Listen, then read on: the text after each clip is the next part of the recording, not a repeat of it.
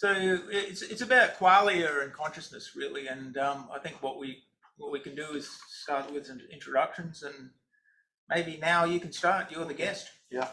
So hello. I'm now Tsuchiya. I'm from Monash University and psychology department, and my main interest is consciousness. And the reason I get to familiar with Peter's work on especially quantum cognition is that through the interdisciplinary collaboration. So one stage before that was my collaboration starting with Hayato Saigo here, who is very knowledgeable on category theory, and Steve Phillips was also on the way to come to here, was also a great category theorist. And then with also Makiko, we had some kind of meeting, and then we encountered this quantum cognition thing, which was somehow related to all of this. And then on the background, we studied this for a while, and then came to the idea that maybe we should definitely submit a grant. And the last year we tried a bit and wasn't so successful, but this year, because of the preparation for grant, we came up with several ideas, especially this quantum Qualia hypothesis that we want to discuss today. So okay. That's a rough introduction. Okay, we'll start with the people in the room first, and then we'll move to the online poet. So, Lauren. Hi, I'm Lauren. I also did psychology. That was my undergraduate a few years ago. I came up here to work with Peter because I was quite interested in physics, but went the psychology route and finally realized you could do both, which is exciting. And I'm currently doing a PhD part-time. My area is holistic trust, so I'm trying to use quantum formalisms to sort of describe a holistic sensing of trust and how that might differ from more analytic approaches to how we make decisions about something that is often quite intuitive, like trust. And particularly an application area I've worked on in the past is in faces, how we trust faces, because that's quite an automatic, intuitive kind of thing. And sort of towards now and in the future, I'm also interested in kind of complex information environments and things where there's a lot of things going on at the same time, like in a sort of off-Earth kind of situation in space for astronauts and people inhabiting other kind of areas like the moon, which hopefully will be there soon.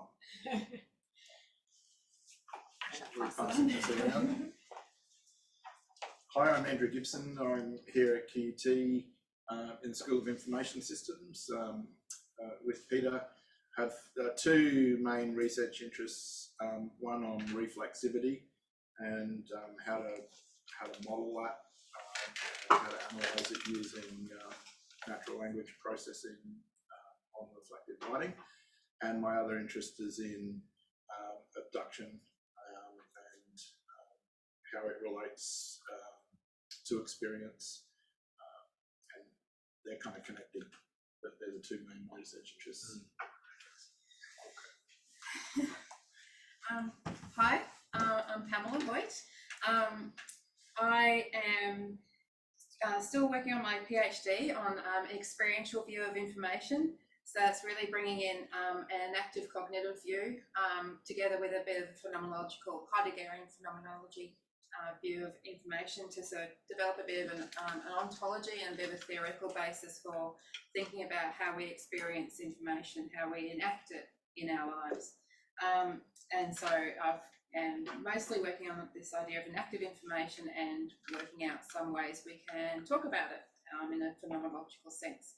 I've also done some work with Peter and Lauren and others on trust and AI and understanding that interactive sense and using some of the quantum cognitive modelling to understand how that evolves through the interaction.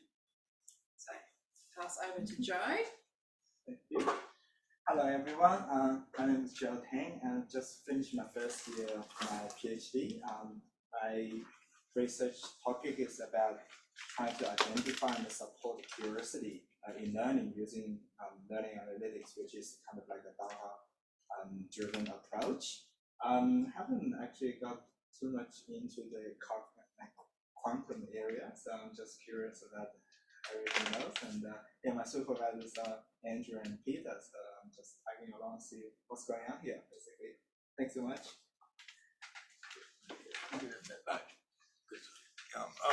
I'm Peter Bruza. My main concern is really around quantum cognition, and lately, well, I think really much of what I do is in cognitive foundations. I think it's really, I think one of the core interests I've had is what is the underlying nature of cognitive phenomena, and making the case that they are quantum-like. So that's really, from a foundational point of view, what interests me, and some of what our discussions will be about will be really trying to understand more deeply how cognitive phenomena could be like quantum phenomena. So that's me. Maybe online, Stephen, you want to go off first? Yeah, sure. Good to see you again. That was in Montreal the last time Pamela and I saw you in Montreal. So yeah, yes, that's right. Yeah, very nice.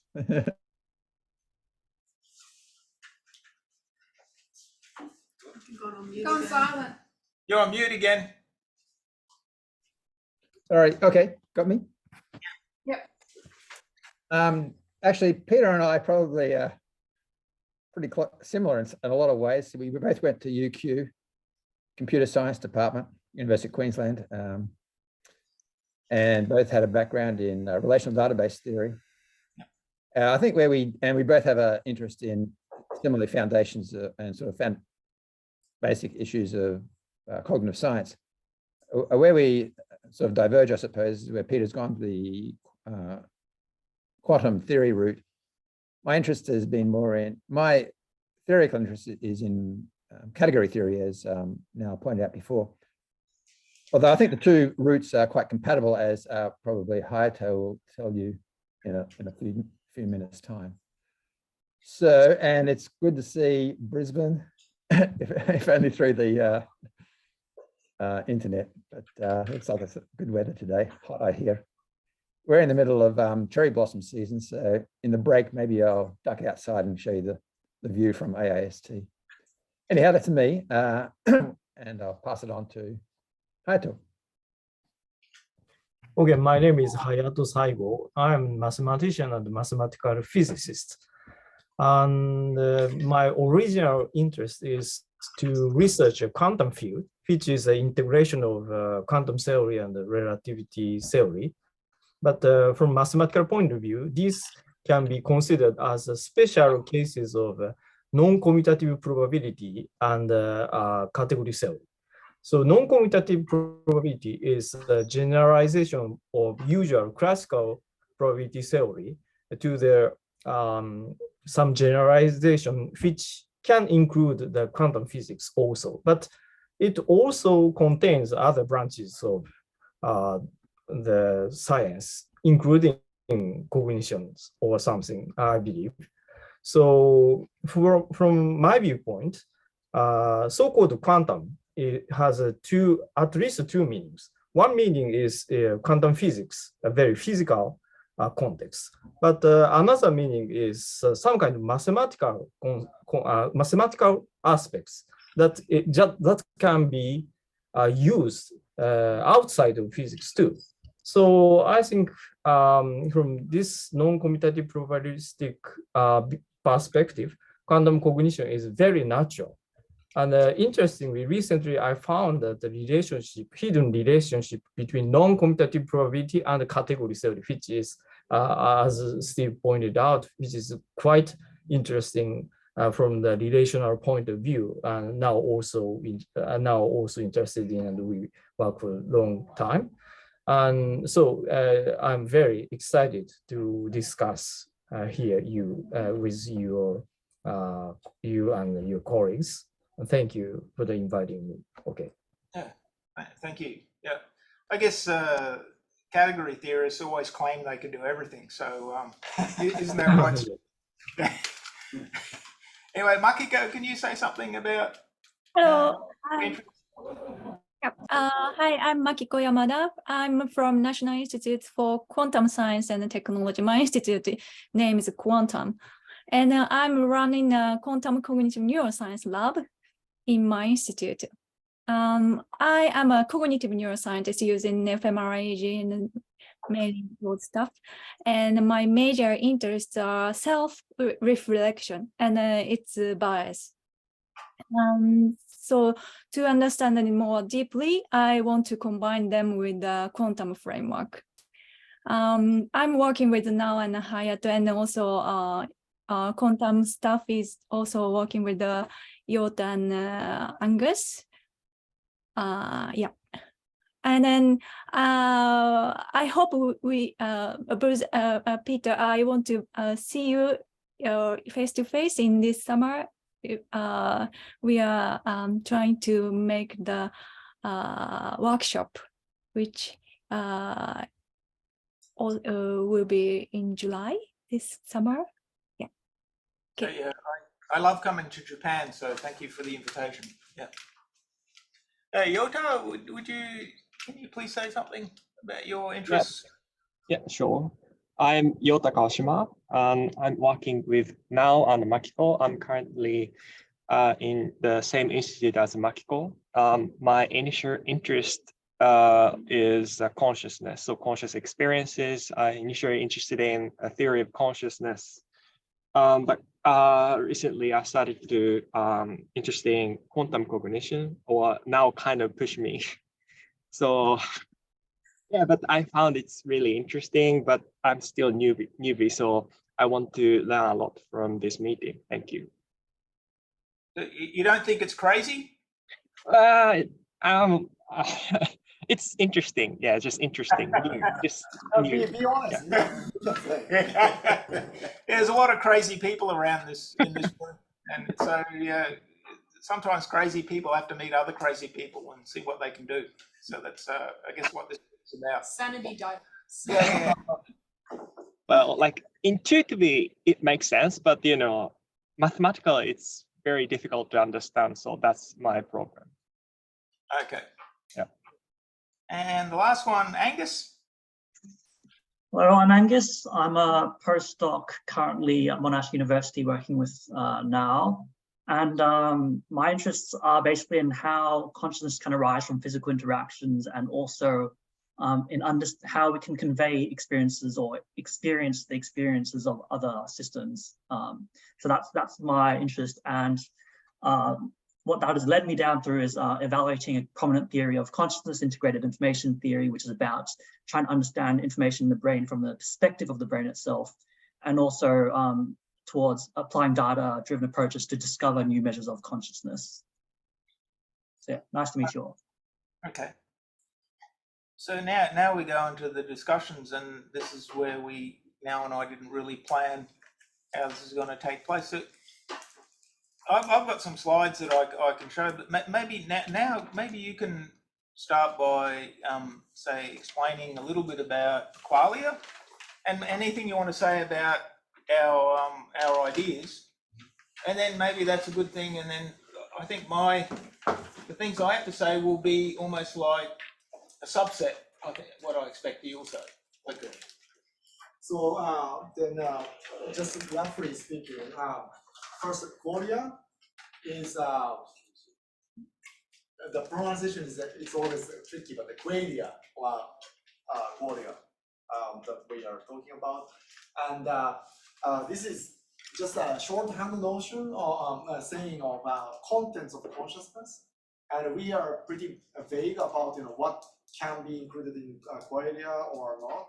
But everything you can be conscious of, experience, is qualia. So in a very narrow sense, it's a redness of the red, and that's something that sometimes the philosophers talk about as a qualia. But also one moment of experience, like me sitting here and then hearing your voice, and then feeling this chair. All of this at the same time can be also one moment of qualia. And then, so this is what it is. And then our quantum Qualia hypothesis is basically to explain various, at least 3 counterintuitive or intuition about the qualia and how it cannot be explained by standard theory of the qualia. So many people by default think that qualia can be modeled as a sort of a point in high-dimensional space. And the most prevalent is, let's say, color qualia kind of, study. So when many people probably have heard that, red is similar to violet, although it's in terms of wavelength, it's very far. And then red is opposite of the green and things like that. And then there is some kind of axis of the luminance and so on. So these kind of points at each point in this space can be considered as one qualia. And this type of the model is very, very prevalent in the psychology and philosophy and neuroscience. Many people think that the qualia is something that is a point in space. But if that's the case, then we can't capture many of the intuition about the vagueness or indeterminacy of the qualia, like time-wise, we can't really know when things started or end, or duration can feel expanded or shrunk and so on. And so the intuition is that maybe this kind of a definitive view of the qualia is just wrong, and it's more to do with the indeterminate or indefinitive nature is something that we need to take it seriously. And then coming from my also previous work, this and also it's mostly sort of Hayato's previous teacher, or sort of his kind of respecting person, Ojima, have been advocating this 3-layer kind of structure of the quantum theory. Like so in his case, a system and the world or environment interacts through the medium or interface, and this kind of scheme is very similar to the, or sort of fundamental to the quantum theory. So in this case, in quantum theory's case, this central part is observable that can be in principle measured, but not directly accessible. And when the state is given, then the observable can be measured. But once you measure or report this, the state of the observable at the given state, then that measurement or report itself changes the states of this qualia and the observable. So this is a kind of the intuition behind this indeterminate quantum phenomena, which can be also directly translated into qualia. And our idea is that the qualia may be considered as an observable, and this interface or state-like thing that connects us between our experience and the world could be like sensory input and also internal attention. And then this actually somehow makes sense in the sense that we can't really report or infer our experience directly, but we always attend or sort of our sort of sensory input constrains this qualia, and reporting it to the world also affects how we see.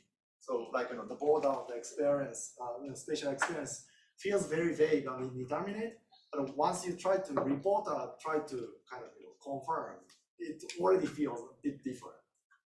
So that's the kind of the loop here.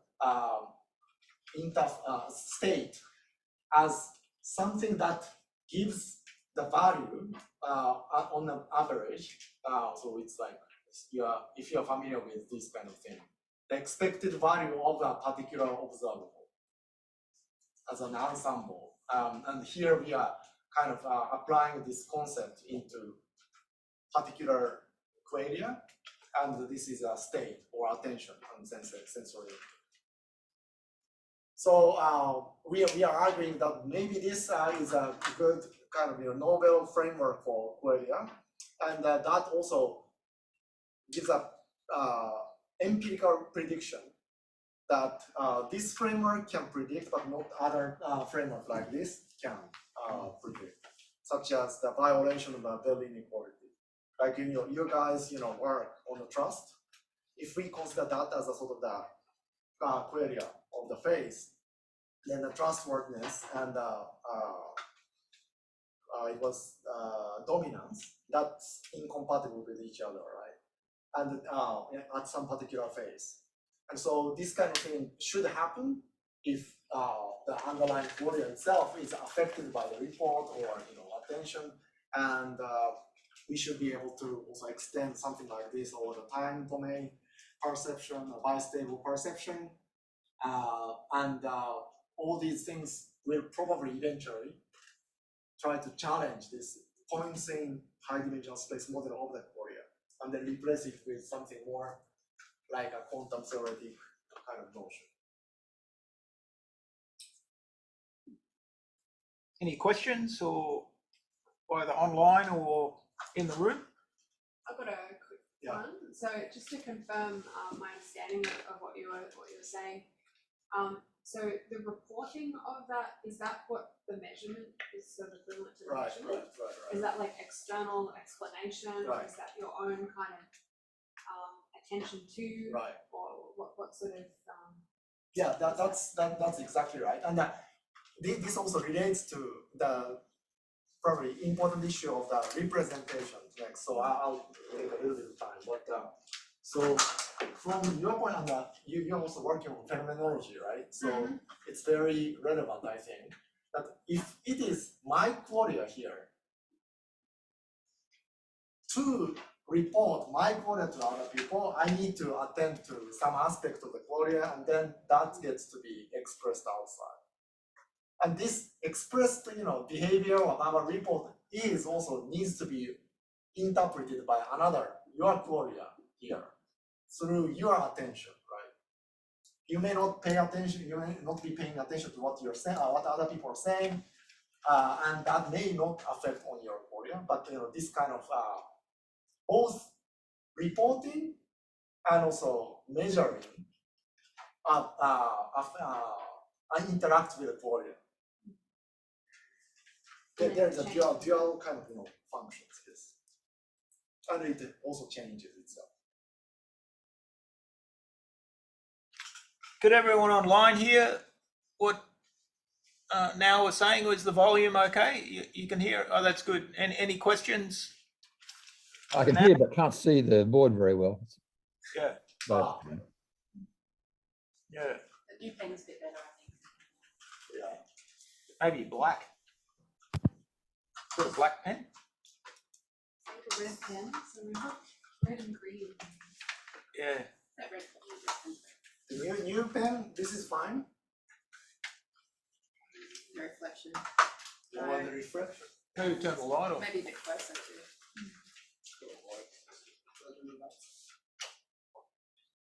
I'll try and do it. Maybe because we're going to do more writing. Maybe I'll just go black pen.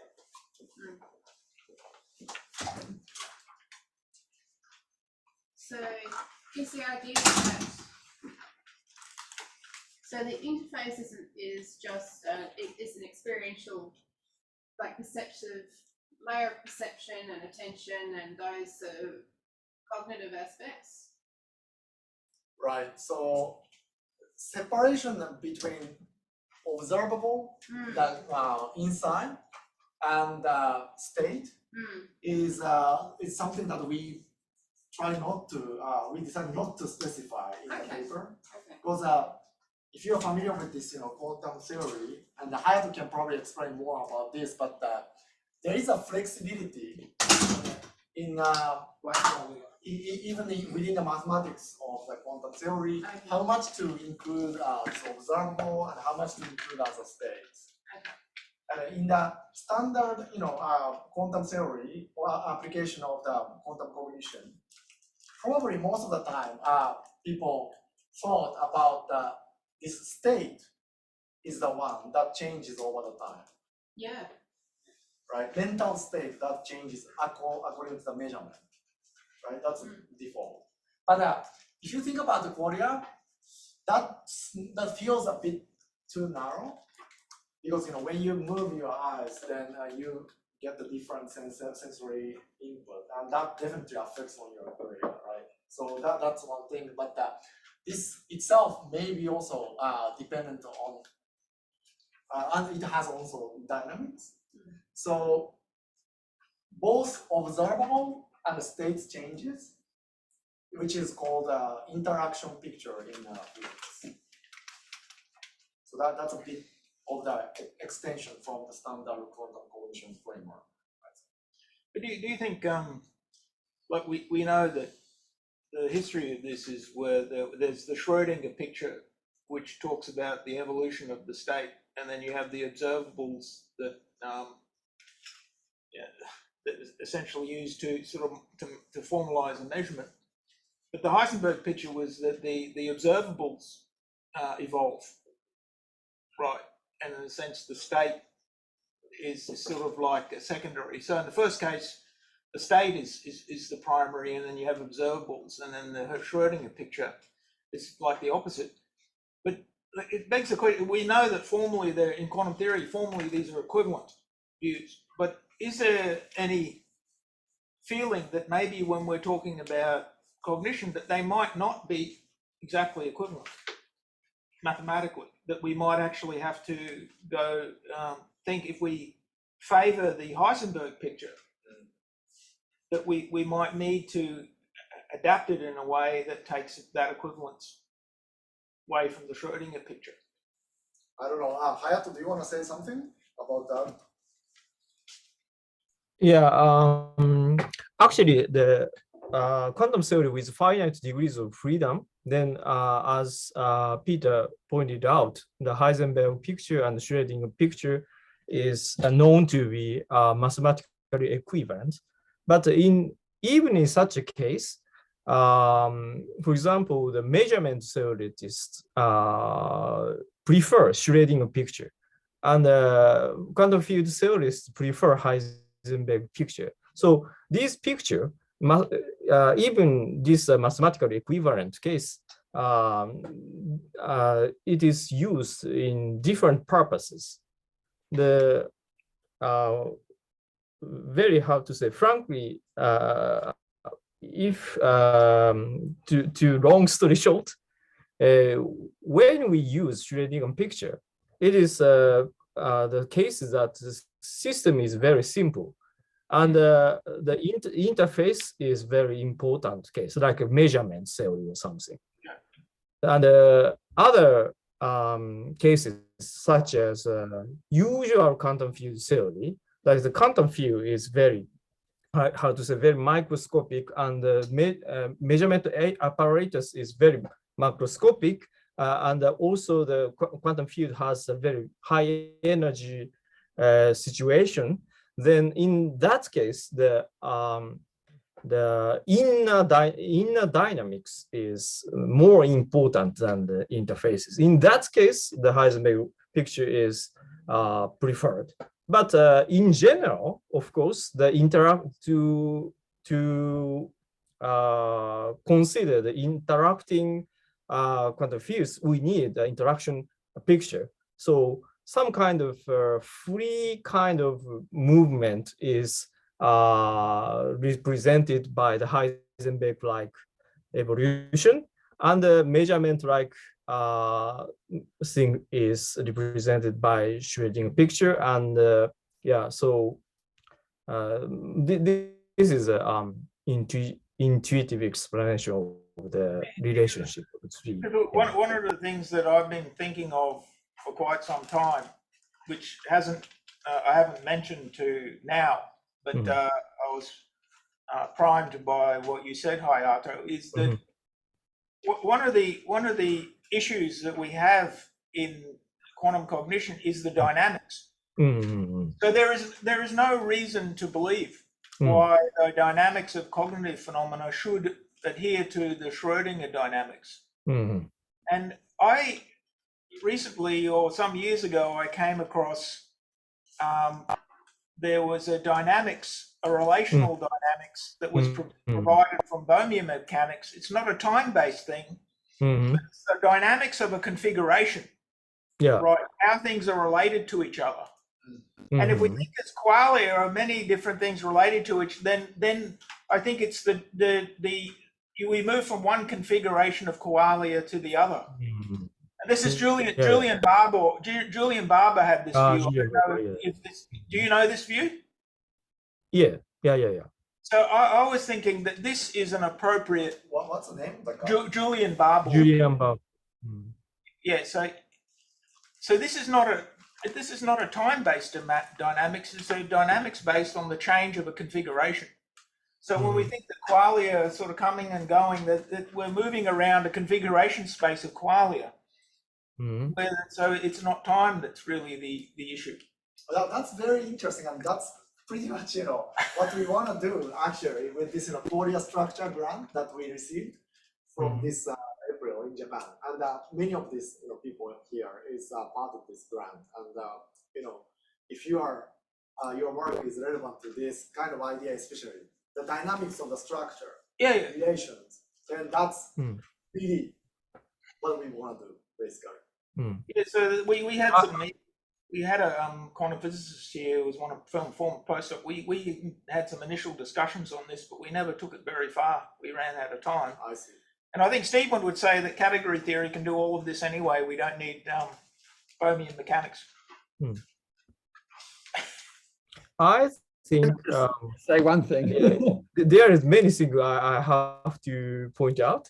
The first, the Julian Barbers perspective is mainly about the relativity theory, to the alternatives to the interpretation and formulation of general relativity. So his view is summarized in the famous book. I forgot the title, The End of Time, or some kind of. And I partly agree with Julian Barbers' view that there is no absolute notion of time. But at the same time, we have to, some kind of vindication of time in the meaning of the process-oriented structure. So the notion of abstract time should be replaced by the more active actual processes. So in that case, from mathematical point of view, to use the category theory is the most natural approach to do such a reconciliation of the abandoning the absolute notion of time and also the vindication of the time as process or something. From that viewpoint, the quantum field, which is considered as some quantum system parameterized by space-time structure, should be replaced or generalized to some kind of algebra reflecting the structure of the categorical structure. So this is I call the category algebra. This category algebra is in general non-commutative algebra, non-commutative star algebra if the category is Daga category. So in that case, if you replace these things more general context, we have the very natural explanation of why non-commutativity is needed. And in other words, why quantum or non-commutative mathematics is important. So this is my view. And I think that what Peter says is coherent with my view. Yeah. Maybe I'll take over and also summarize a bit about what he said, and also probably also give a little bit of the background behind this thing. So I think both Peter and I, and also I also got this kind of idea from Hayato and Steve, but there are lots of limitations in our default thinking of classical probability and things like that, but also set theory. Things exist first, and then the relationship can be added on to Yeah. characterize the relationship between the things and so on. Then we encounter lots of difficulty. And on the other hand, the process-oriented thinking that Hayato mentioned, this actually is very category theoretical. So category theory first think about the relationship before the objects in a sense, and also rather process rather than static object. And so if qualia and also the brain and also the world in general are fundamentally the process rather than things, which can move. Then what Hayato is saying that we should also think it in that way as a sort of basic, right? A basic. And therefore the category theory kind of idea is very natural to start with instead of a theory. And also that leads to this non-commutativity. Very naturally, because everything we do as a process, like cooking or chemical reaction or whatever, order matters. The way we think and the way we feel also matters in terms of order, non-commutative. That's because everything we experience, think, and also do is really the process rather than the static kind of state.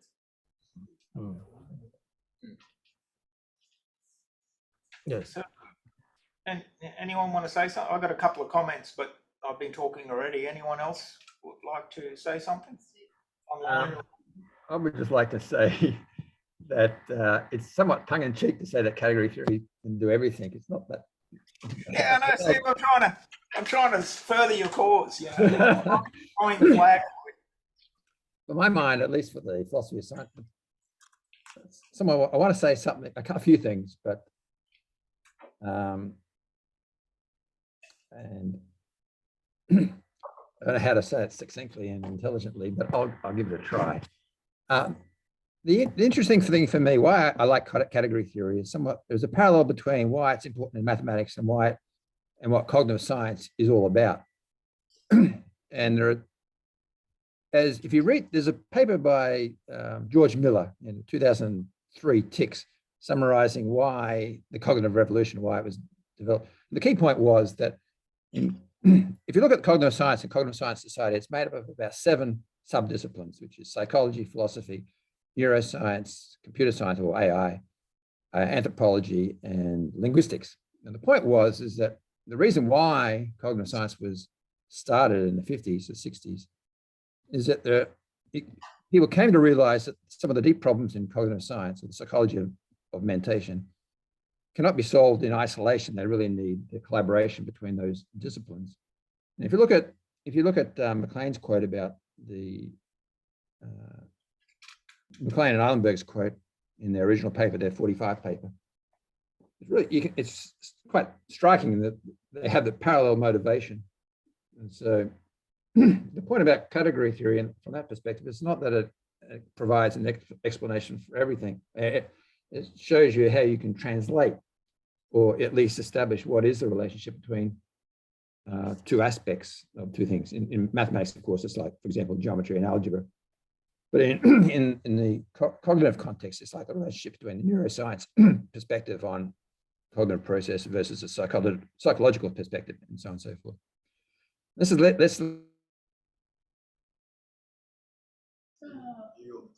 disconnected? Yeah. He's not coming back soon. Maybe that leads me to my comment that I made. And there are really at least two perspectives in that. One Hayato already covered in the sense that the classical perspective is a special case of the quantum perspective. In that sense, the quantum subsumes classical view. And from a category theory perspective, we would say that the classical theory is embedded in the quantum theory, allow the Yoneda lemma, Yoneda embedding style. That's one view, a kind of reductionist view. The other view is that the levels are actually quite independent. This is a sort of conventional classical view of the special sciences. And so one doesn't reduce to the other, although they, of course, must be translatable. And so category theory is a nice way of expressing this. So not all relationships are subsumptive.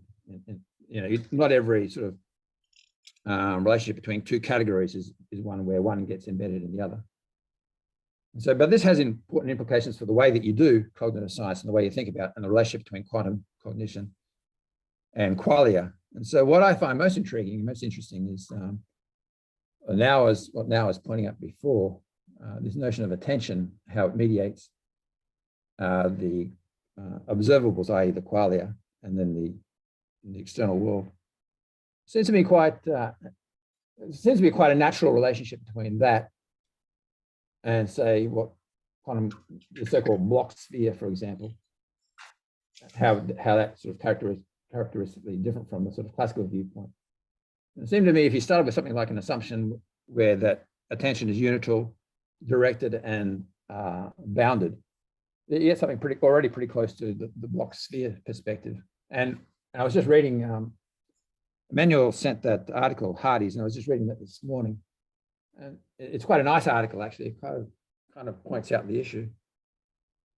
And so sometimes I feel, well, I like the quantum approach. It seems quite natural in some sense. Sometimes I see from a general cognitive scientist perspective, it's sort of the outside in. It's sort of not entirely clear how it should motivate cognitive science. Because the point is that in the sciences, like you have physics, like in other sciences too, you have the same sort of relationship. For example, you look at physics, psychophysics, and psychology, somewhat analogous to say physics, chemical physics and chemistry, or physics and geophysics and geology, and the relationship between how those three sciences relate to each other, whether or not it's analogous. So that's why I like to see more discussion about the role of attention in how this plays. I thought that was quite intriguing and quite interesting. And that's my point. In fact, Emmanuel asked the question at the end of his thing, can we have a sort of a priori motivation for quantum theory in the context of psychology?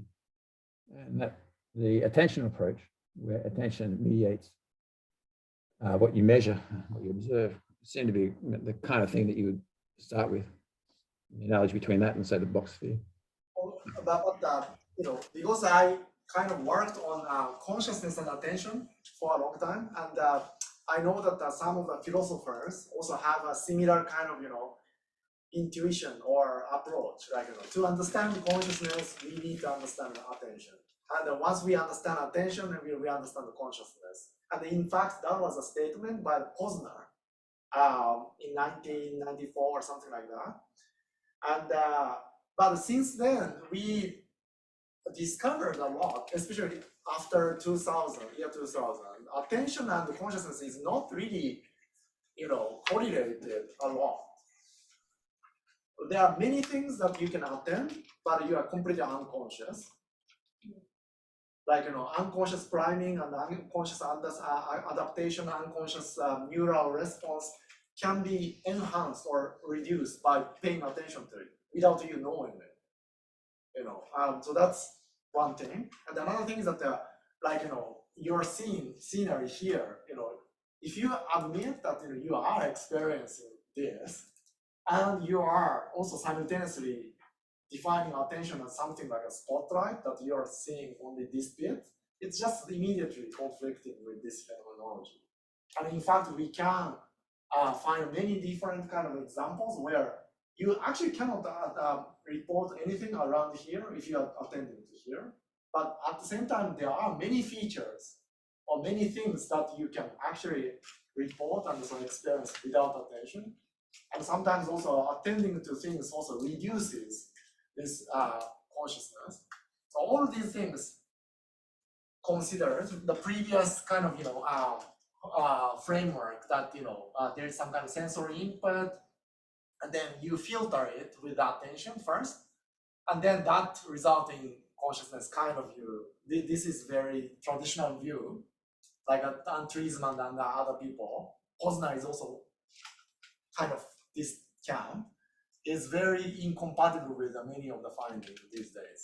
But this view that attention can affect, and also qualia can affect attention, but it's not always necessary, is more compatible. And I think it can explain more phenomena in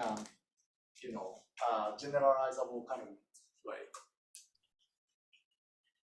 That's my view about attention and consciousness. So starting from attention is potentially okay philosophically and cognitively, but we are probably at the stage now that to explain many of the empirical findings, it's either you need to really deconstruct the traditional notion of the attention and then start up something new, or bring some kind of mathematical formalism like this to see whether this can be pushed to some extent, maybe more fruitful.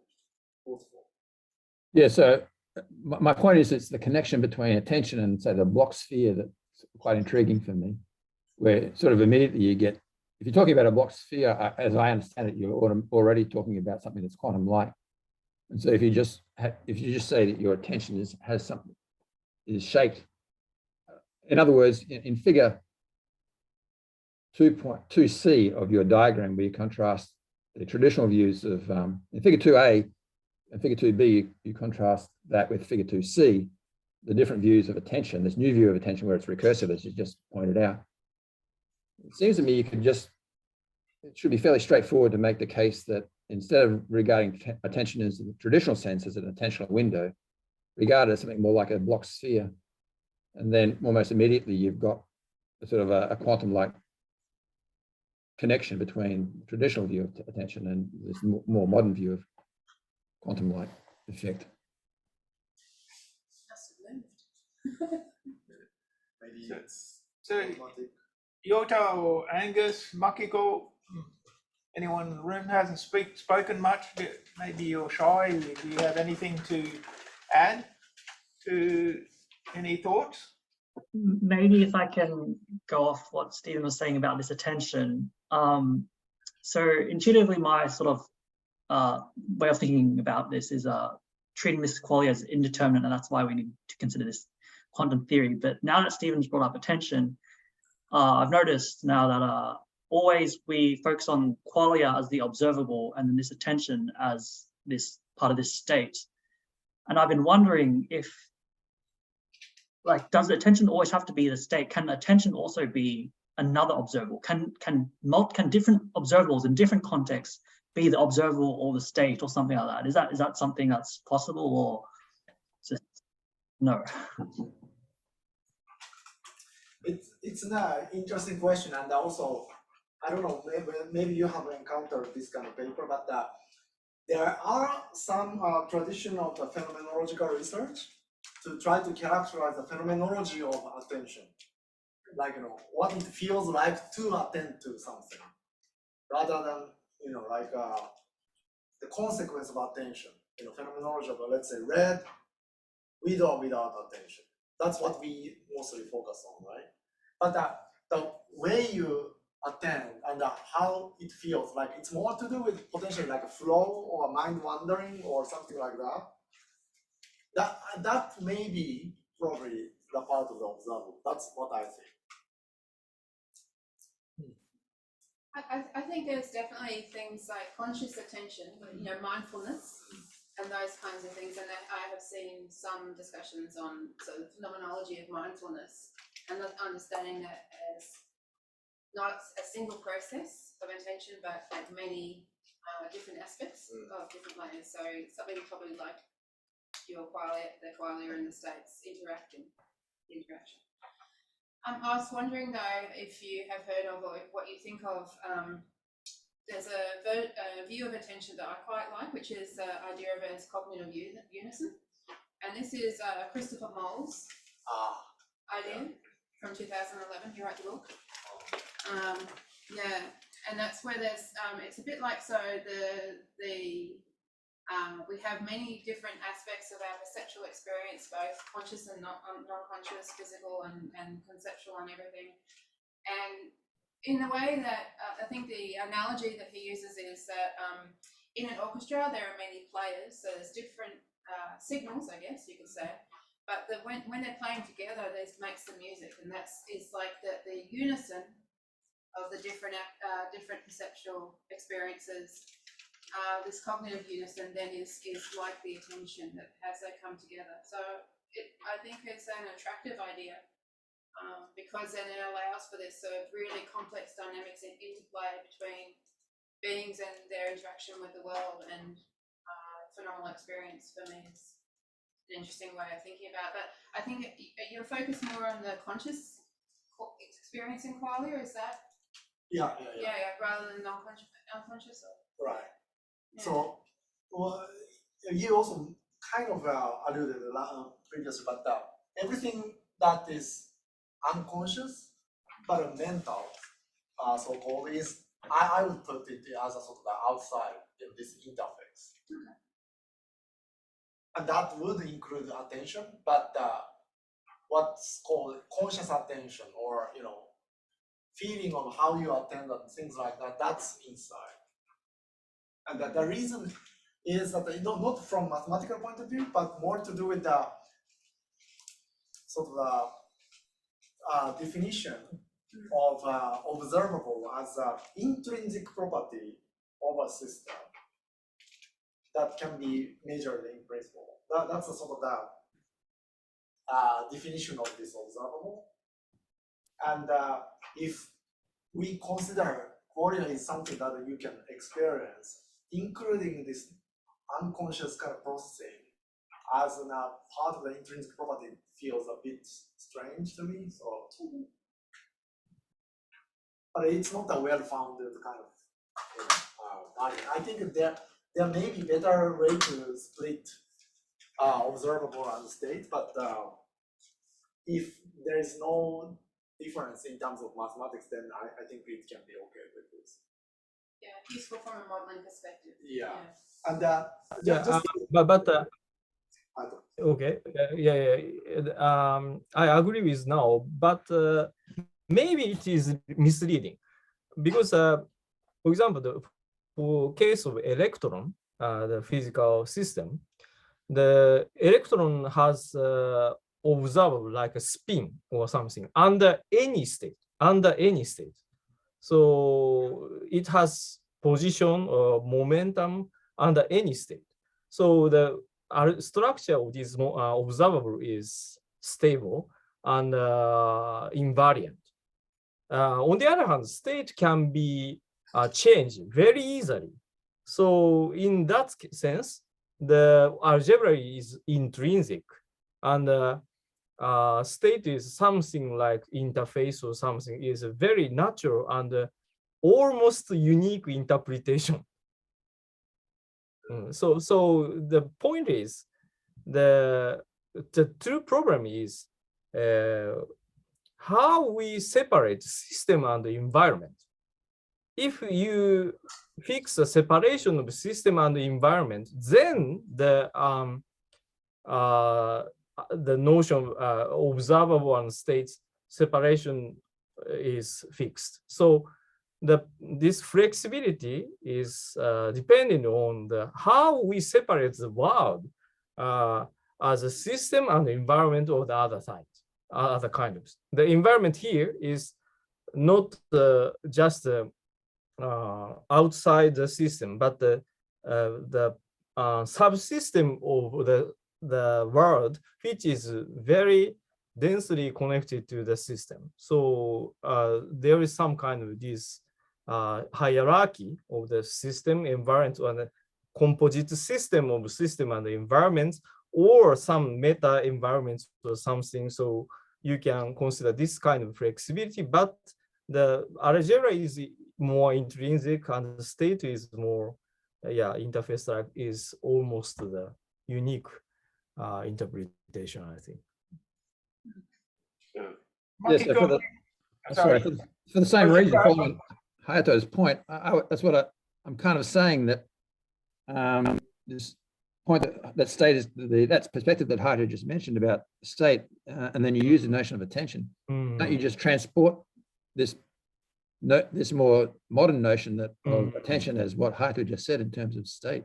It would seem to me a very natural way to bridge this gap between the quantum side and the cognitive psychology side, with this more expanded, more generalized notion of state. Because what I found interesting is that the attention in the way you talk about it in the paper can be directed both internally and externally as one system, you know. So I thought that was quite flexible, quite interesting, Yes. and led to some very natural ways of getting the quantum stuff out without having to you know, make all these mathematical maneuvers to get what you want. So yeah, I thought that was quite stable interface and so forth, quite interesting. I'd like to give the opportunity to others. Makiko, do you want to say something, other who haven't spoken yet? If you have something to add. Not for now, but I want to talk about a little bit different thing regarding the predictive coding stuff and the difference with that. But yeah, you can go ahead with it. Okay. Because I think one of the things that that I've been not worried about, but I think one of the curious things that I've been trying to pursue is this issue about representationalism. Right. Because there are arguments that the phenomena that we're dealing with, like qualia, are non-representational entities. And also in quantum physics, there are arguments that we're dealing with something that is fundamentally non-representational. So if so, when we write down a state vector, what is it representing? Because you know, then we're really then still trapped within a representational view. And this I think is almost an ontological question of what we're dealing with. So we can abstract as much as we like. We can use mathematical objects, but if ontologically the phenomena we're dealing with do have a non-representational status, how when we write down state vectors or observables, what is it that they represent? Or do they have a representational status? So this is one of my questions. And that's also the part that Angus, you and also I don't also truly understand or felt that a bit out of place within the paper, right? Angus, maybe can you articulate what your concern is?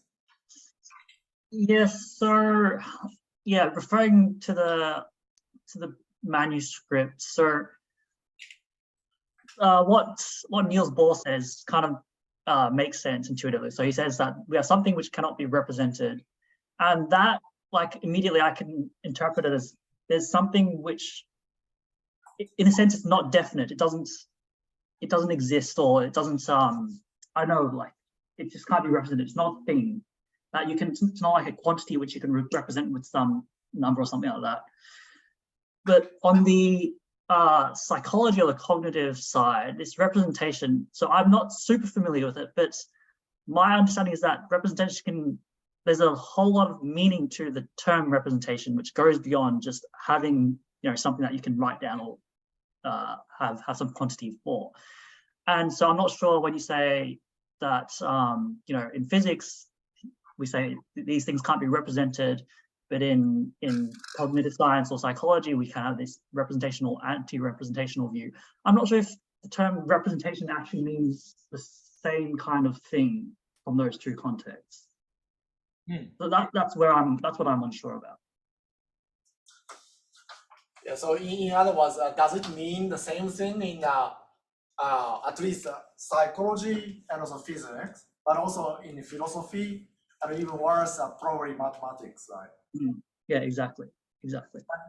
I sent an email to you and also Hayato and also Steve a while ago, and from my perspective, mathematical definition of the representation is super clear, and I think that one I can agree almost always, which is that it's something abstract to be represented by something concrete, right, Hayato?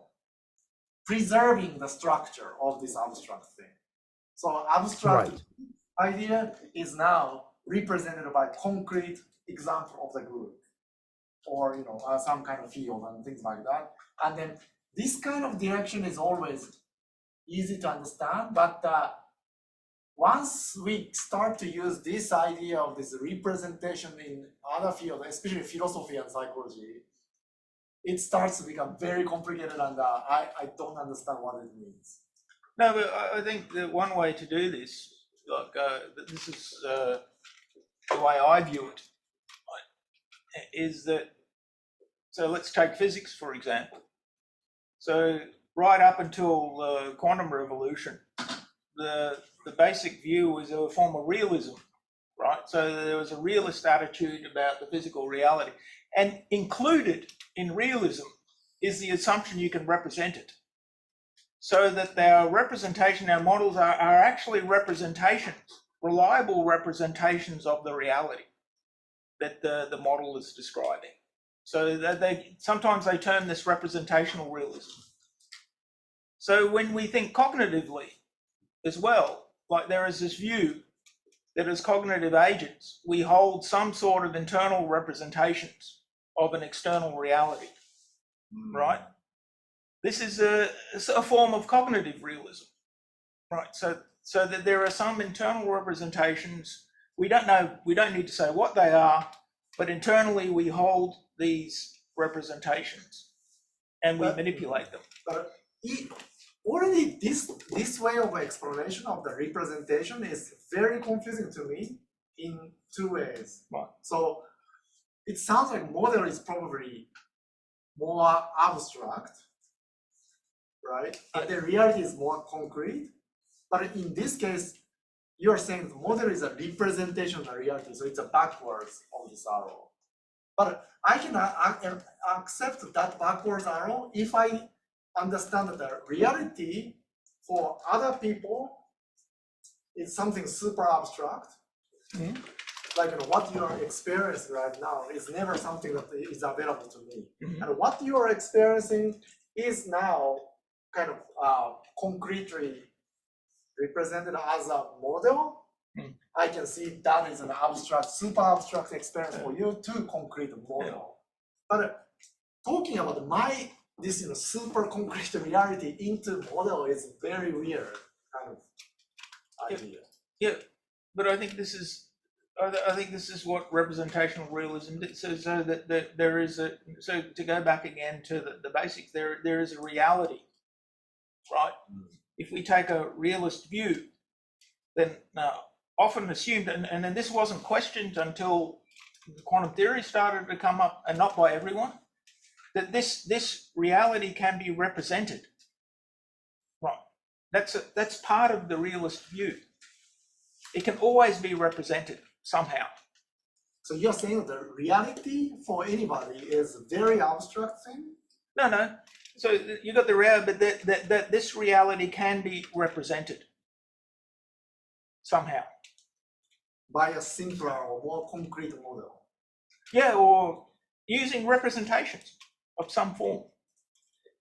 Often we talk about models, but they're just, this reality is represented somehow, so that there is the possibility to represent the reality. I think I understand what Peter wants to say. From a physical point of view, the term realism has a very narrow meaning. Like Einstein or the colleagues of him use this term as a very, very narrow meaning. That means it can be represented by the list of numbers, quantities, values of quantities. So in modern abstract view of quantum physics, it can be translated as everything can be represented by random variables over some probability space. Probability space, as a special case, it has a deterministic case also. But the representation here is some kind of one probability space and random variables on that. This is a classical meaning of representation and a very narrow definition of realism. If we stick to this realism notion, the quantum theory violates this realism. But if you want to, if you wish to generalize the notion of the representation as a more, how to say, general kind of representation, like a Hilbert space representation of something, then in that case, the reality can be represented, at least the quantum physical sense. So yeah, so maybe it is related to the ontology of a state vector or something is the quantity which can be measured or something is very, how to say, real in usual meaning. But how we connect, predict something from this information. So this statistical law, which is connected to the expectation value of some quantity or something, can be represented by a state vector on a Hilbert space, on an inner Hilbert space. So I think the state vector is a general notion of representation of statistical law, which is very, how to say, have a very subtle, but in a sense, generalized reality is represented by the quantum theory. This is my view. Yeah, I think that view kind of aligns with what I'm saying, but okay. I think one of the things, I think Michel Bitbol, I appreciate his view, which is similar to yours, Hayato, who he says that if we talk about the quantum state vector, on the one hand, we can look at it as a predictive mechanism about that reality. And then you can think about it as then representing some statistical aspect of that reality. But the vector itself need not be representative of that reality, right? So that it doesn't represent some aspect of that reality. And I think this point is not understood and not brought forward in quantum cognition when we say we've got some state vector of a cognitive state. We believe that this state vector represents some aspect of cognition. And I don't think that when we're talking about qualia, I don't believe this is always valid, because they're in phenomenology and other enactive views of cognition, there are arguments that the qualia are non-representational entities. So then to capture them as like some sort of quantum state vector, I think is not valid with respect to the underlying nature of that phenomena. Did you understand? Yeah. In that case, I completely agree. But thanks, Hayato. Thank you. Yeah, before you guys go further, probably I just wanted to make sure if I understand also, if this is on the same page. But so if I understand you guys correctly, probably what Peter wanted to say was that according to the very classic Einstein type notion of realism, the reality, the representation should mean something like the model that is totally following the classical logic and the classical physics and so on. But not only like, even some quantum physicists, when you write down the state vector for spin, then you would believe that this is actually represents some aspect of the underlying reality.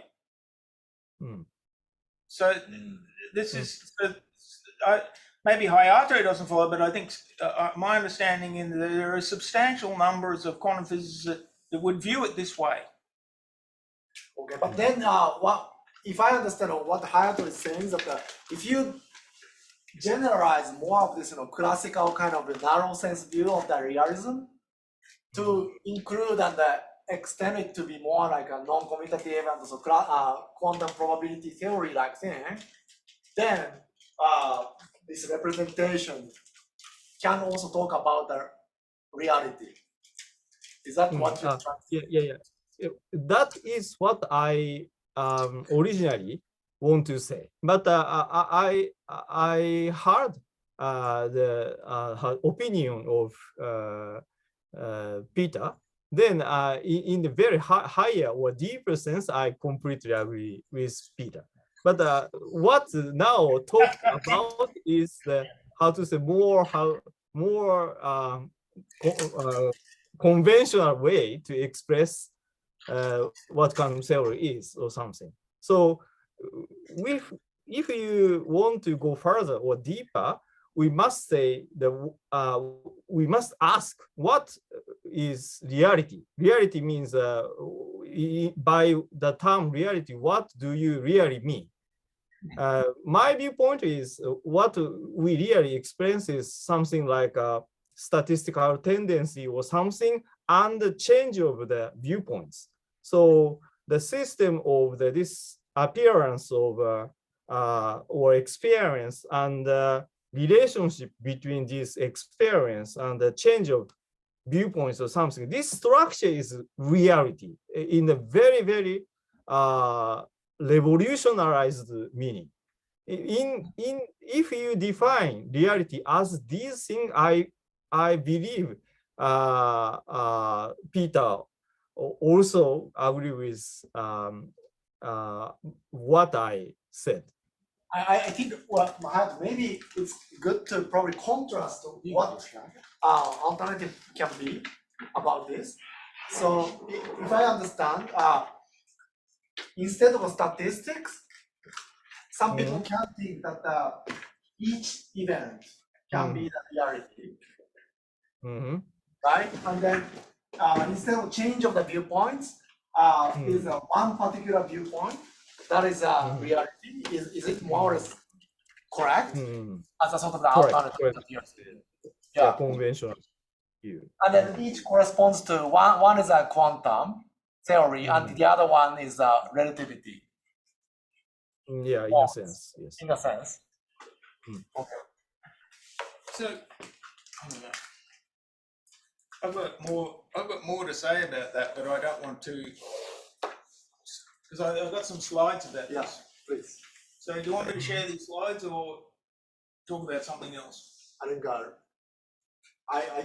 partly I came here to discuss about also causality determinism stuff, Okay, so which is probably related to this. So I got a couple.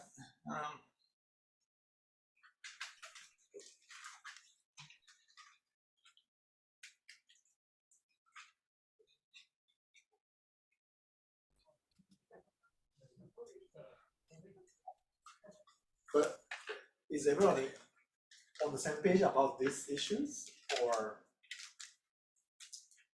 what is the reality kind of discussion? I think it makes more sense to me, but still in the manuscript where you say Niels Bohr said that it's beyond representation, I don't know what he means by representation, like when he said it. Yeah, so that part's still not clear to me. Yeah, I also tried to find the fault, but I couldn't locate that, so I don't know whether. So wait a minute. So one thing I wanted, which kind of links to the previous comments about attention, was this notion of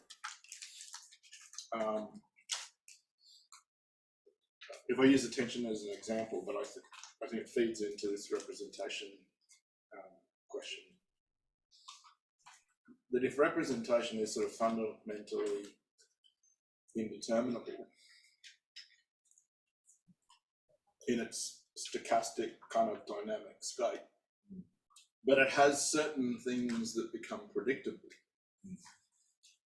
then that's going to give rise to a sort of potential statistical measure if things happen in a patterned way enough times that it becomes predictable, such that it can then be represented. So I wonder whether there's this notion of representability that comes about as something that's dynamic, changes from a kind of purely stochastic, lots of entropy, to something that becomes more patterned and more ordered at certain times, such that it becomes more predictable and thus gives rise to being representable. And And then when we talk about representation, we're actually not talking about the whole of the reality, but we're just talking about those most predictable parts of reality that become observable or noticeable or that kind of thing. So you can have attention that is not noticeable, but when it converges in some kind of level of stability, we then are conscious that we're actually attending to something. Or, you know, and conscious might be the wrong word there, but it becomes something that we can kind of, you know, notice, if you like. Whereas when things are so you know, totally random, there's nothing noticeable about the system. It's just completely random. There's no patterns. There's nothing observable. But when things interact in such a way that they start doing things in a predictable way, then we start to notice them, and that makes them measurable, observable, representative. Yeah. Right, such that you can have representation of the predictability of the system, while the system itself is not representative at its lowest level. I think that's consistent with probably what Hayato said, right? Yes. So, as a slogan or catchphrase, without asking, no questions. Without questions, no answer. Without questions, no answers. This is a very quantum structure. If you ask nature something, then nature answers something. But without questioning, you don't get the answer. So here the answer means, in general, some kind of value over quantity or something. Without questioning, that is, without measuring, there is no value in general of the that quantities. So to formulate this structure as a mathematics, we use the notion of observable states or something. Observable is some kind of indeterminate.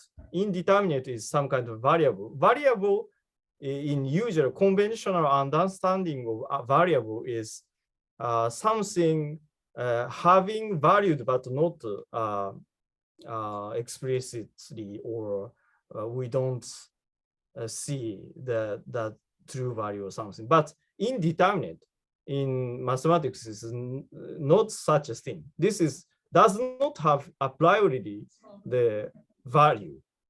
It can be evaluated, but a priori it does not have the value. So in that sense, using the notion of indeterminates, which physicists call it's observable, it is not equal to the value observable. So why we use the notion of observable or observable algebra is nothing but to grasp this kind of structure without question, no answer.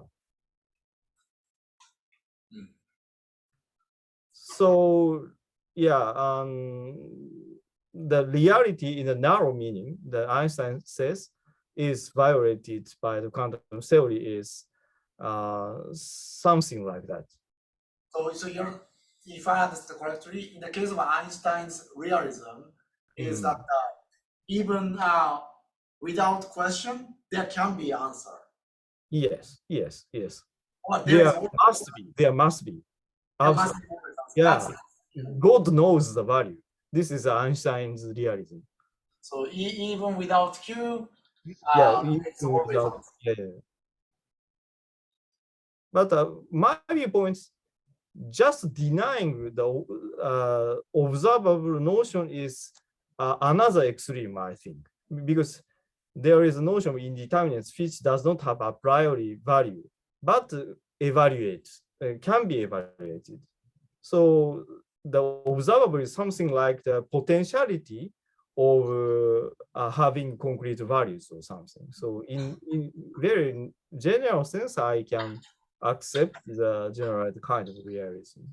But without this generalization, I I would say no quantum theory can accept that kind of interpretation. Because I probably didn't encounter this type of narrow realism first, than this type of realism. That's one of the reasons probably I sometimes have a difficulty in understanding yours. I have a proper And I think that without question no answer type situation is called non-realism traditionally, and like I'm Buddhist in principle, and Nagarjuna or such a ancient Indian philosopher uses this kind of the view. So it is usually called non-realism, and I accept it. But ultimately, it is not realism, but not non-realism. It's some kind of middle way.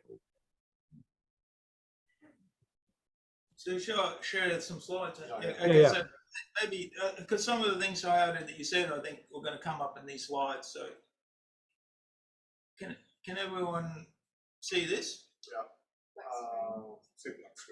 I can see it here, but not there. Did you share the screen itself?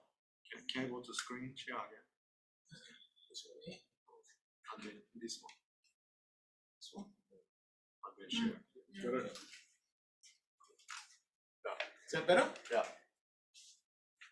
Okay, so I think Bohr's come up a couple of times, and you were trying to find in Bohr's writing some things about non-representationalism. Where I'm taking a lot of my guidance is from a philosopher called Plotnitsky, who has written a lot about Bohr's philosophy. And the first thing that's come up quite a lot is this thing about measurement, right? So the measurement is the way in quantum physics we ask questions. And so this is adapted from Plotnitsky's view of what Bohr was saying. So quantum physics explores quantum phenomena by means of measurement. The term quantum phenomena refers to observations obtained under specified circumstances arising in the interactions between some underlying quantum reality and certain measuring devices, such as polarizers that can measure spin. Now, Bohr was, I find more and more via Plotnitsky's sort of view, that Bohr was really quite radical in the way he viewed this reality. So there were statements like, an attribution even of a single property to any quantum object is, as such, is never possible, either before, during, or after measurement. So what this means is that you can't think about measurement as saying that there is some underlying quantum phenomena like a photon that might be in an indefinite state. You measure it, and then by the act of measurement, a certain property of that photon is instantiated like its spin. The only thing we can say, there is some underlying quantum reality that interacts with the measurement device. We see some answer, some value, and that's all. Perhaps all we can say is that's a sort of like an outcome on the basis of the interaction of this underlying quantum reality with the measurement device. You know, notice the difference. We're not attributing the property to some underlying quantum object of that reality. So that's the first thing. Now, into representationalism, I took this out of a paper I read to try and trying to get a shared understanding of what this is in a cognitive sense. And I also think this is also relevant to some of the things that now we're saying. So this is an example. Ruth is looking at John. Wait a second. It's not working. Okay. Maybe can you present full screen? Can you go to first screen? Presentation. Let's full screen. Presentation. I think we're looking at your PowerPoint app, Yeah. so we see the whole presentation. So if you go to slideshow.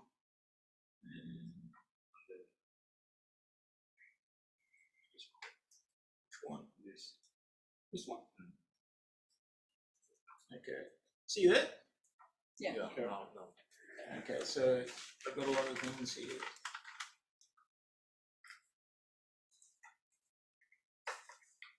So this is, I think, an example of how representationalism is viewed from the point of view of, say, cognitive psychology, in particular, this thing about qualia. So here we have this, Ruth is looking at John. She experiences John as being about 4 meters away, as being pale just now, as wearing blue jeans, etc., etc. And then, and this is where the crux came in. According to many current theorists, Ruth experiences John as she does because her experiences are mental states that have particular contents, right? The view that the qualitative character of an experience is to be explained by its content is known as representationalism.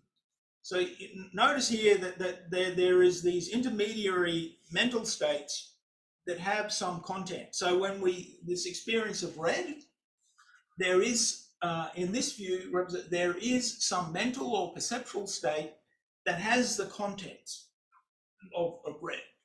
Right. So this is the representational view.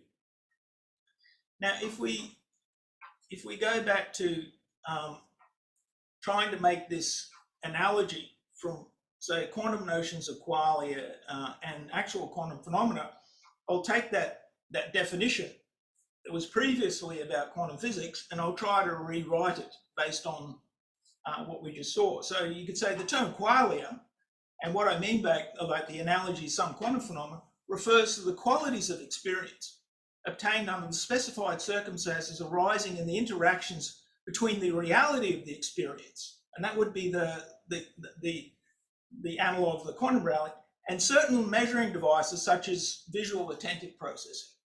So this is what I understand now we were talking about, and some of the things you said were related to that. But you see, when we take an anti-representationalism view, the observation, right, just in the case of Bohr, cannot be reduced to some properties of underlying mental states. Just like his view is that we can't talk about the properties of some underlying quantum objects that are extracted by the process of measurement. Right. Now, this goes to the question that I asked before. So if we are using state vectors in some quantum-like model of qualia, or indeed of trying to represent some aspect of quantum reality, what is it representing? And then I mentioned Bitbol before, and this is a quote out of his paper. He takes this deflationist view of quantum mechanics, which we don't need to go into there. But after this point here, which concentrates on the predictive contents of the state vector. So this is something Hayato was saying, that the state vector has this role in quantum mechanics to furnish predictions, right? But often it's given this other role. It's got a representational status, and Bitbol says its predictive status is the one that we should focus on in quantum mechanics, rather than its putative ability to describe the state of various objects. So here, by his words like putative ability, he's sort of like questioning whether these state vectors are actually describing anything of the state of these various objects. And this is getting very, very close to my understanding of what Bohr was saying. And so I'll go on to that now. So what Plotnitsky did, he sort of framed Bohr's view in this term reality without realism. So he did not deny, right, that there is a reality, there is a quantum reality. But, and this is something that he's saying, that quantum objects, or this quantum reality and its behavior, cannot be represented. So this is a weak form of reality without realism, and even conceived of. So we even can't conceive of what this reality is. And that's the strong version of Bohr's view. And as I said before, conventionally, up until quantum physics, when we were talking about realism, there is some assumption that we can represent it somehow. And then Bohr, I think, was denying that possibility. Not even that we can't represent it, but also he was saying that we can't even conceive of it. So this is a, I think, a view that I'm very, very sympathetic to. And this is, I think, go back to Hayato was talking about, some Buddhist thought. So this strong reality without realism is pointing to a reality that can't be conceived of. And this is a quote from a 9th century Chan master, and Chan is the version of Zen that came out of China. And this is what they're saying: mountains are mountains and rivers are rivers. And then the next thing is mountains are not mountains and rivers are not rivers. Therefore, mountains are mountains and rivers are rivers. So intellectually, this is contradictory. Does it matter that some of them are capitalized? Some of No, them it doesn't are matter. not? That's my poor typing. Now, so in this area, I really respect the Nishida Kitaro. He has this Sokohai dialectic in terms of absolute emptiness. And this Sokohai dialectic is a form of contradictory logic. Is based on this type of reasoning. When he was talking about the absolute emptiness, this is like this quantum reality. The point here is that if we try to conceive of it, we inevitably must do it in the form of contradictions. And contradictions, intellectually, we can't really conceive of.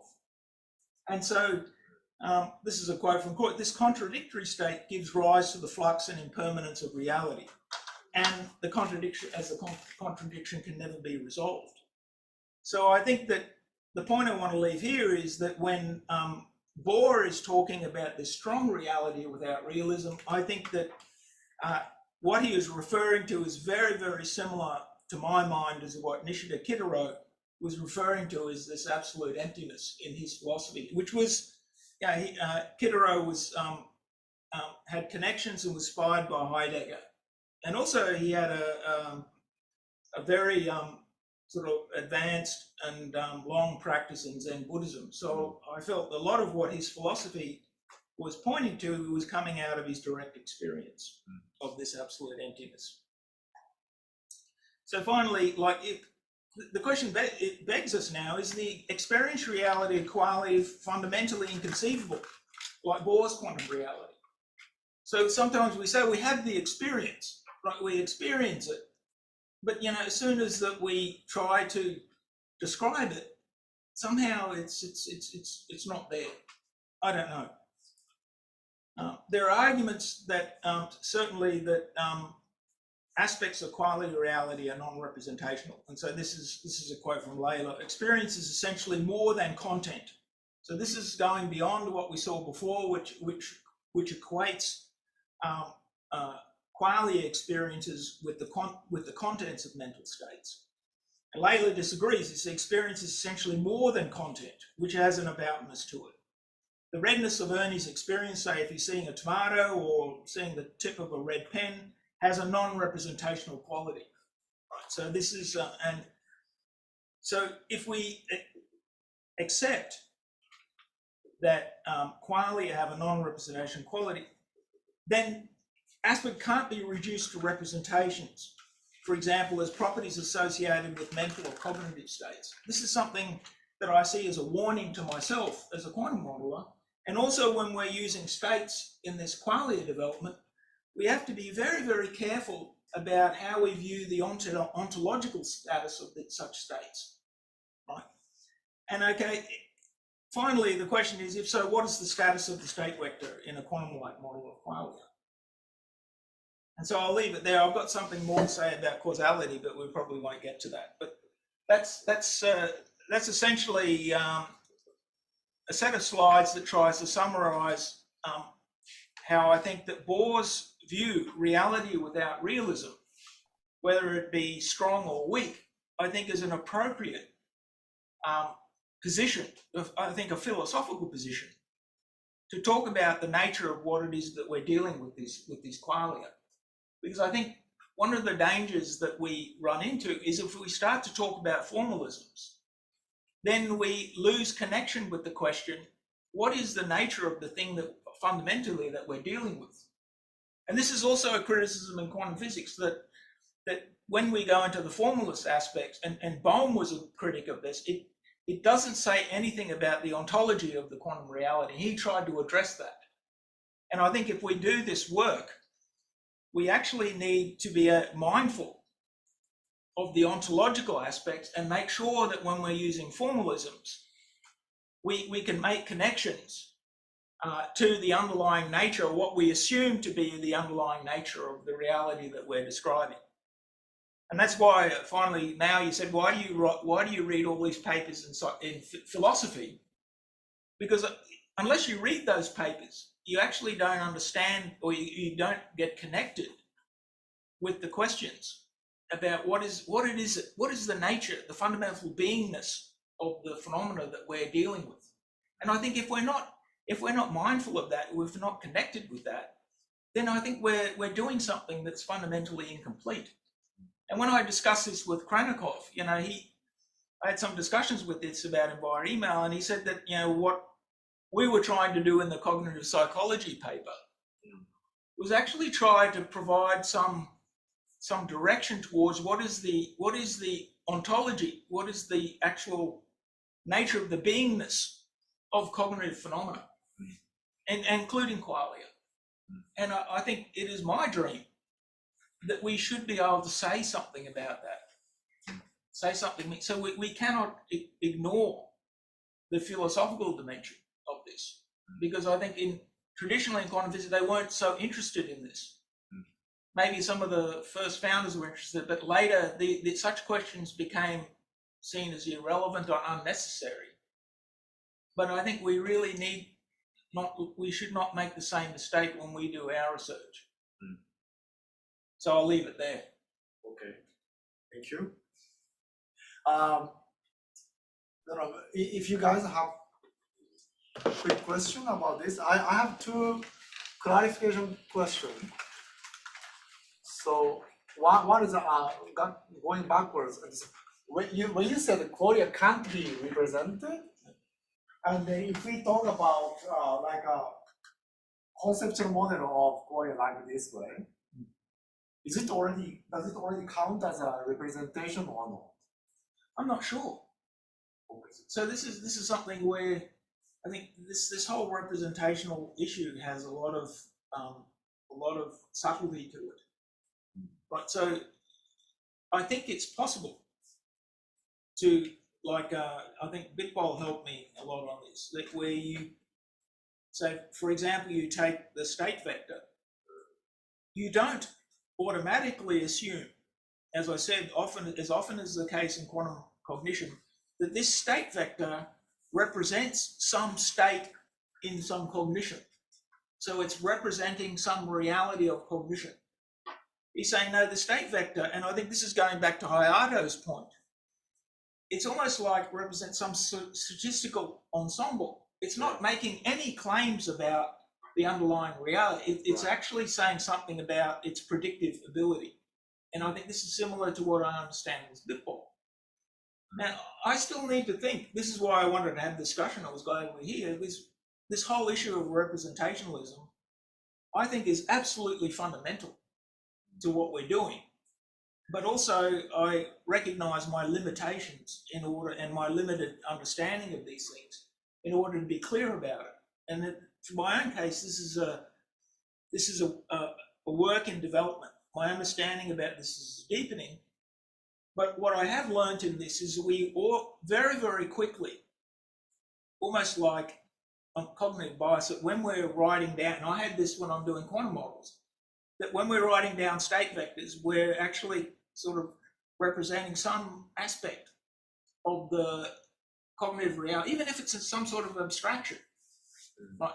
That they have some sort of decision state that's like, whether it be indefinite or definite, but it's something that's trying to capture that aspect of reality. And I'm not sure when we're talking about qualia, does it have that when we write down, and when we talk about states in this qualia, what status do they have in terms of representation? Okay. So my kind of understanding, and also maybe also Hayato can also probably add that, but if we don't, take this Einstein type realism and Einstein affected classic notion of the representation, and more towards this statistical plus change of the viewpoint type structure, which is also consistent with the not set theoretic, but more category theoretic kind of more, in a sense, structure-oriented, process-oriented kind of view. And this is, if you allow that also as a kind of a representation or model, then this is a model, but it is definitely not the kind of the classic representation, classic model that other people have sort of by default, assume. Is that what you would say, Hayato? Yeah. And so in a Buddhist tradition, there is two kinds of truths. The common truth and the ultimate level truth. So, but interestingly, Nagarjuna always stress that we must go first as a common level truth. Without understanding this common level truth, you cannot go to the ultimate level. So, like this is cause and effects relationship. So in the common level of truth, for example, we can talk about the systems or the environments or something. But of course, the ultimate level, we cannot separate any system outside of the world, outside of me or something. So in that case, very ultimate level, our framework like non-commutative, observable, or states or something should be abandoned in the ultimate level.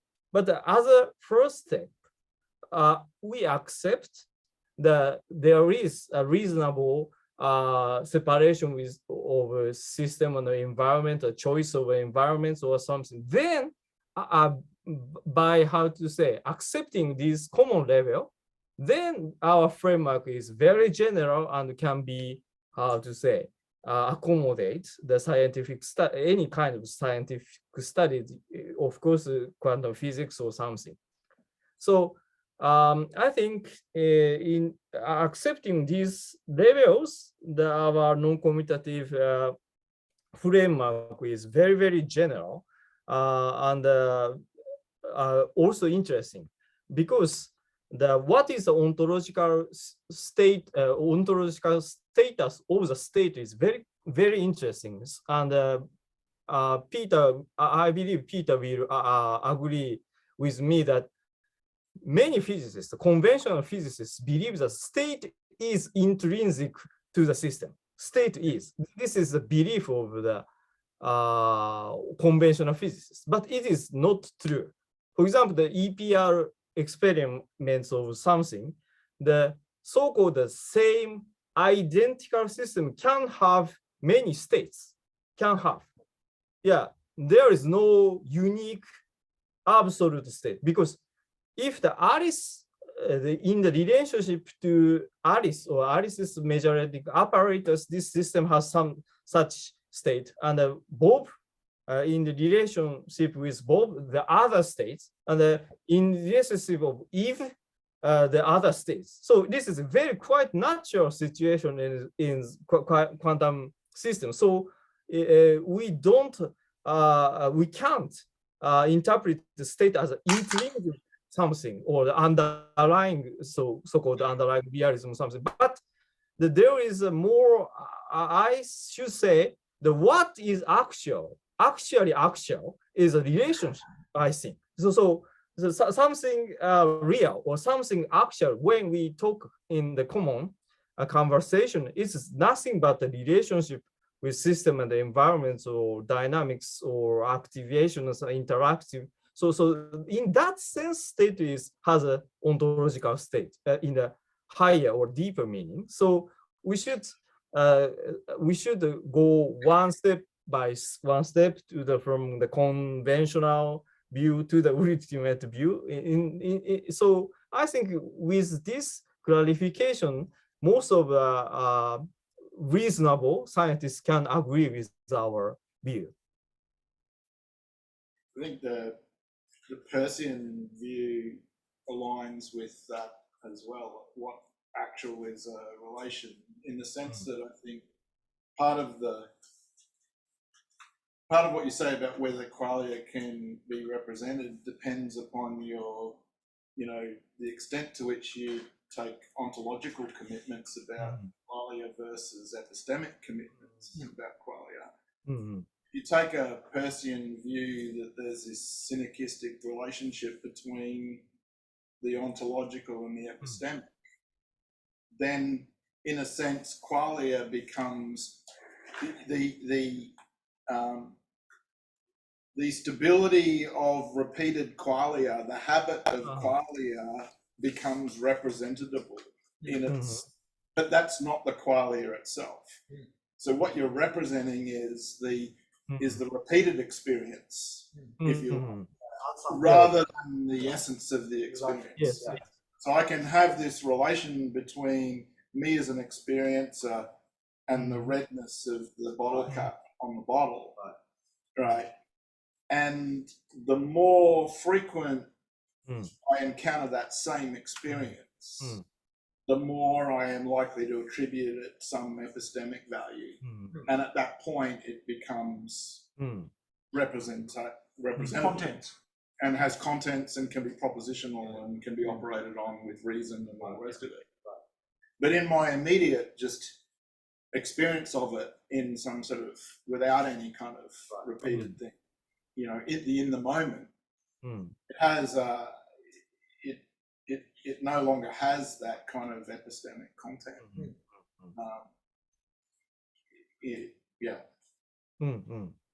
Yeah, like the indeterminates in mathematics, x or y or something, x is x, y is y, do not have the concrete absolute meaning. But the xy minus yx or relationship between these indeterminates has structure, and you can observe this structure by changing the states or something, and comparing the experiments or something. Then we can abstract the structure of something important between the indeterminates. So our approach is very radical, but at the same time, it is very hard to say reasonable because of, for example, in the statistics, you use the statistics and probability theory or something, but the application of statistics is totally depend on the notion of random variables. But in application, no one asks the probability space, in which probability space this random variable is defined. Only mathematicians ask, but almost all users of statistics does not ask what is the probability space which is, what is the probability state space the random variables defined on. And actually, this is not unique. You cannot decide this uniquely. But the classical realism is very much like to choose, to determine the only unique probability space for the random variable. It is absurd, actually. Our approach is more flexible. We directly goes to the algebra of random variables, which can be non-commutative. But it is observable algebra is generalization of the algebra of random variables, not assuming the probability space. It is some kind of retrospective, reconstructed from the choosing state. You can construct the Hilbert space, or if the algebra is commutative, then we can reconstruct the probability space. So our approach is very hard to say, not too abstract. This is just a very natural extension, a generalization of what we have really do in statistical scientific studies. Okay. So anyone else? I think we're at 5 o'clock, so I think this is getting close to the end. Maybe if anyone's got some final comments to make. When we get to Hello. Go ahead. 5 minutes, the question is, what is reality? Yeah. We need more time. So Actually, I and philosopher Shigeru Taguchi wrote the book titled "What is Reality," and it is translating now. So soon you can have the answer. Okay.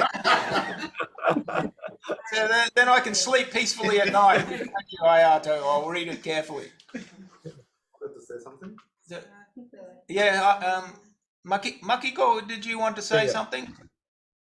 Yes. Sorry. For me, I'm a neuroscientist, so I know neuroscience people really like the predictive coding model that explains how the brain processes information. And in that model, it's very similar to the ideas presented here. Like we have the sensory information, the bottom-up information, and we also have the top-down prediction. And we see the error between the sensory and the top-down and bottom-up, and that error is our experience. So, for in one sense, it's a very similar idea in some aspect what Hayato is saying, and then also now is showing us the qualia and attention and sensory attention and information relationship. But I don't know the answer, but there is something missing, like more like what makes that predictive coding is we need a more like different various state and then stuff. Well, I don't know how to explain, but if Hayato or Peter or can if you have any ideas, I want to ask your opinion about what the difference and then if what we need to that model for qualia and quantum, the difference. Predictive processing model, or I didn't quite fully understand your point. Predictive coding model, do you know? Yeah, yes. Yeah, somehow I think it's kind of similar, the idea behind, but I think if you start thinking about what it predicts or what it actually explains,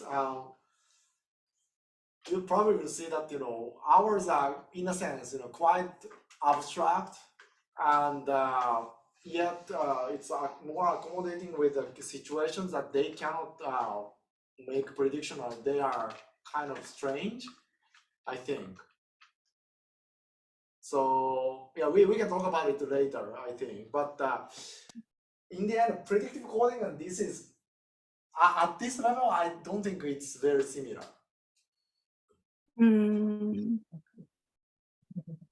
Like one problem about, let's say, what you said is, in some reading of the predictive coding theory, what you experience, what you consciously become aware is the prediction error, right? But I know that this statement is not always there when the predictive coding people talk about consciousness. Actually, sometimes they say that, sometimes they say opposite. What you are conscious of is what you predicted. And then sometimes also another thing is that after the error is experienced, they generate a post hoc distribution, post hoc probability distribution, and that is the one that you are conscious of. So their construct is completely flexible with, and I don't think it actually makes any prediction about what we are experiencing or not. So predictable part is very ambiguous in that sense. In that sense, yes. Here it's not about the prediction actually. if anything, it is more to do with a post-diction or back action of what you attended, modifying the experience. I don't know, sometimes when I read this instrument, quantum instrument stuff, it is explained as a back action of the state onto the observable. I don't fully understand what it means, but yeah, it's not always about the prediction.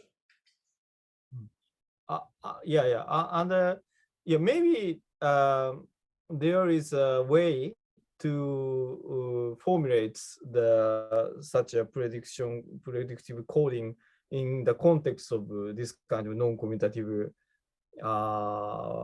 probability framework, because the evolution of state, it can be represented as a special kind of evolution of state, because the probability distribution itself is a special case of the state. So there is a possibility to translate these ideas into this framework. So in that sense, maybe Makiko's intuition is correct. But I also Makiko pointed out there is some fundamental difference. The one point is that assumption of the unique probability space, which is conceptually related to the unique reality, as we discussed today. I think this kind of framework is too rigid to grasp the nature of qualia or something. So I think the framework should be generalized. Yeah, this is just a feeling. So maybe very, how to say, unreliable comments. The other thing is that the predictive coding presumes representation. It has a physicalist philosophical basis to it. But the predictive processing version of that, which is within an extended cognition framework, doesn't presume representation and doesn't have a physicalist basis to that theory. So I think if you looked at predictive processing, it's probably more compatible with what we're talking about here than the predictive coding, which is much more a kind of Bayesian-based model of cognition. I see. Now, I'm not very familiar with either, and I didn't know that the predictive coding and predictive processing is different. Yeah. So predictive processing, the likes of David Chalmers and Andy Clark. Predictive coding, you've got what's his name? Hoffman. I forget. But yeah, quite different underlying philosophical positions. But I think they share similar notions about a cognitive agent is a sort of engages a fundamentally predictive approach to interacting with the world. I see.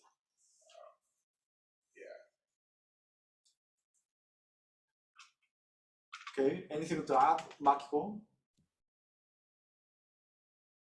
No, thank you for your opinion. All right. Is there anything else to? Well, I just had a small point to make. I thought the adjunction hypothesis addresses Peter's thing. It's not that it's representationalism versus anti-representationalism, but sort of quasi-representationalism. Where in the adjoint situation, the key point is you can't get everything, but what you can get is some sort of systematic relationship. I mean, that's the whole point of having a representational theory of mind, is it should be systematic causal. Otherwise, if it was just arbitrary, you couldn't do anything. So yeah, for my mind, that sort of adjoint approach or some generalization of pro-functor approach would be it strikes the right balance in my mind. I think too many of the questions are framed as either or. And what I like about the category theory approach, it sort of gives you the systematic way to relate the two in a quasi sense. Yeah. Peter is now coming back, and maybe we can wrap up. So we have a long discussion. There are several more questions and also points we wanted to discuss, but maybe next time. Yeah, we didn't start about causality. A small topic like that. You get that done in 5 minutes? Yeah, Work out what reality is first. Once the reality is really like. Okay, so I think yeah, we had there was a great discussion. So thank you, everyone. Well, was there any part that you wanted to be edited out, or No. do you think it's all right to put it? Yeah. Yeah. Okay. All right, you guys as well. Yeah, great. Thank you. It was very interesting. I think some people may like it, so yeah, we put it. All right.